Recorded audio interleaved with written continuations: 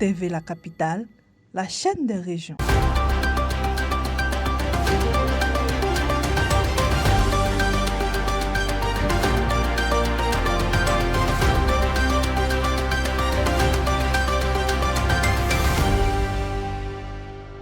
Cinquante leaders communautaires de Yamoussoukro ont été formés le 15 mai 2026 à l'approche de participation et d'engagement citoyen, lors d'un atelier organisé par la mairie avec l'appui de l'ONG Éveil Côte d'Ivoire.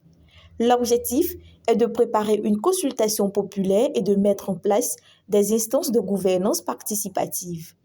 La formation vise à outiller les présidents de jeunes et des femmes des villages et quartiers pour qu'ils deviennent des relais lors de la consultation annoncée par la municipalité. Après cette phase, un mécanisme d'appui à la gestion participative sera déployé, conseil villageois de développement, comité communal APEC et plateforme d'inclusion pour les personnes handicapées, jeunes, enfants et seniors. Selon Isa Ramdé, directeur exécutif d'Éveil Côte d'Ivoire, l'APEC remplace désormais officiellement l'appellation budget participatif en Côte d'Ivoire. Après des phases pilotes à Bondoukou et Daoukro, le programme ambitionne de couvrir 30% des communes et 5% des régions d'ici 2030. La Jeune Chambre internationale de Dabou a fêté ses 40 ans le 16 mai 2026 au complexe hôtel La Résidence Nda. Pour son président Franck Anokofi Assoumou, la longévité de l'organisation repose sur 3 piliers, la volonté de servir, la solidarité entre générations et l'engagement sincère des membres. Le service est présenté comme le moteur de toute transformation personnelle et communautaire.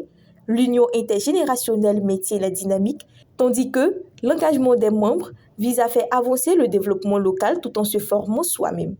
Le quarantenaire a été marqué par une conférence, un planting d'arbres, des dons à la pouponnière, des activités sportives et une collecte de sang.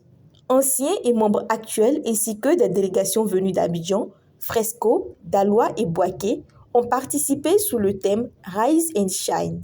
Créée en 1986, la JCI Dabou a déjà donné 2 présidents nationaux à la JCI Côte d'Ivoire. La finale du concours Voix des adolescentes s'est tenue le 13 mai 2026 au lycée moderne de Fekissédougou, organisé par le ministère de la Jeunesse avec l'UNICEF. L'événement a réuni des élèves de 10 établissements pour valoriser la prise de parole, le leadership et l'engagement citoyen des filles. Les participantes ont été évaluées sur 2 épreuves, une vidéo pour les solutions pour maintenir les filles à l'école et un projet d'initiative citoyenne pour résoudre les problèmes dans leur établissement. Le collège moderne de l'Afopoka a remporté la première place, suivi du lycée et du collège moderne de Fekissédougou. Le programme combine formation en présentiel et en ligne, projet communautaire et compétition inter-établissement. Porté par Social Change Factory avec l'appui de l'UNICEF, il est aussi déployé dans la Bagoué et la Nawa. Les autorités locales ont salué la mobilisation des élèves et les encadreurs. Face aux tensions survenues à Bordeaux, autour du projet de plateforme industrielle du PK108, des organisations de jeunes et de femmes de l'Agnébitiessa ont appelé le 15 mai 2026 au dialogue et à l'apaisement. Réunis à la préfecture d'Agboville, ils ont condamné les violences et le vandalisme, insistant sur le fait que la violence ne règle pas les désaccords. Pour Lobachia Lemagne, porte-parole des jeunes, la jeunesse doit rester une force de proposition et de paix en privilégiant la concertation. Il estime que le projet PK108 peut créer des emplois et améliorer des conditions de vie locales. Ménet Kamabertine, au nom des femmes de Tahabo, Tiasalé, Sikensi et Agboville, a également condamné les actes violents et appelé à préserver la stabilité sociale. Les 2 groupes soutiennent le ministre Pierre Ngudemba pour la poursuite des discussions autour du projet. Un comité de veille a installé le 14 mai 2026 à Diokwe pour protéger la station d'eau potable et sa retenue exploitée par la SODECI.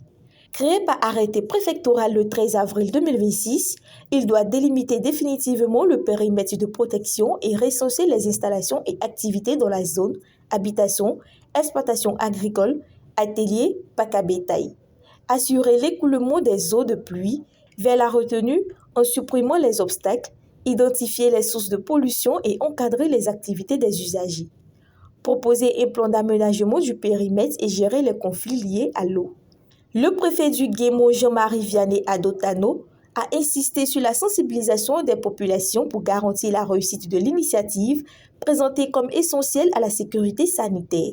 Le comité réunit autorités administratives, collectivités, eaux et forêts, forces de défense, services techniques de l'agriculture, environnement, urbanisme, ressources animales et halieutiques ainsi que la Commission régionale des droits de l'homme du Guémo. TV La Capitale, la chaîne des régions.